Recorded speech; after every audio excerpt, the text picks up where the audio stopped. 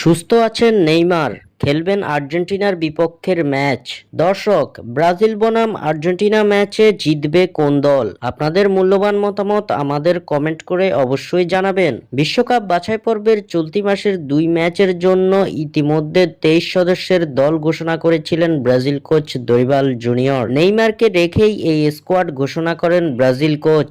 দীর্ঘ 16 মাস পর জাতীয় দলে ফিরেছিলেন নেইমার, কিন্তু সেটা বেশিক্ষণ দীর্ঘস্থায়ী হলো না। দল ঘোষণার পরই ভেসে এলো নেইমারের নতুন ইনজুরির খবর। সান্তোসের হয়ে খেলার সময় নতুন করে ইনজুরিতে পড়ে ব্রাজিলের বিশ্বকাপ বাছাই পর্বের দল থেকে আরও একবার ছিটকে গেছেন ব্রাজিলিয়ান সুপারস্টার। শোনা গিয়েছিল ইনজুরির কারণে নেইমারকে স্কোয়াড থেকে বাদ দিয়েছেন কোচ দরিবাল। তবে নেইমার খেলবেন আর্জেন্টিনার বিপক্ষের ম্যাচটি। এমআরআই রিপোর্টে নেইমারের কোনো ইনজুরি ধরা পড়েনি, যার কারণে ব্রাজিল দলের সঙ্গে যোগ দিচ্ছেন তিনি।